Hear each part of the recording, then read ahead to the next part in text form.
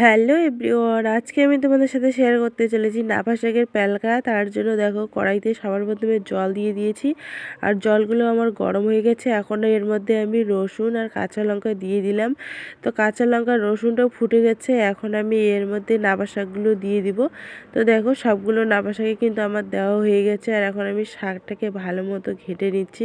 তো এই যে দেখো শাকটাকে এখন আমি ঘেটে নিলাম, আর এখন আমি এই শাকটাকে একটুখানি ঢাকা দিয়ে রাখবো। তো এই যে ঢাকা দিয়ে দিলাম, তারপর ঢাকা খুলে আবারও নেড়ে চেড়ে নিচ্ছি। তো দেখো দেওয়ার পর এখন আমি এর মধ্যে দিয়ে দিলাম পরিমাণ মতো লবণ।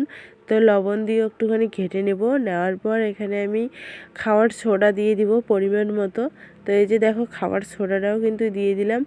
আর নাপা শাকের প্যালকা খেতে কে কে ভালোবাসো অবশ্যই কমেন্টে জানাবে। এটা রান্না করা কিন্তু খুবই সহজ, তবে এটা খেতে কিন্তু অসাধারণ টেস্টি লাগে। এক নিমিষে তোমরা এক থালা ভাত খেয়ে নিতে পারবে।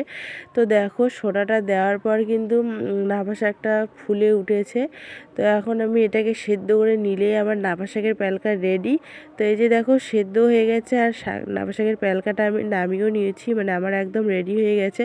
তো আজকের ভিডিওটা তোমাদের কেমন লাগলো অবশ্যই কমেন্টে জানাবে। ভালো লাগলে like comment share and follow করে পাশে থাকবে।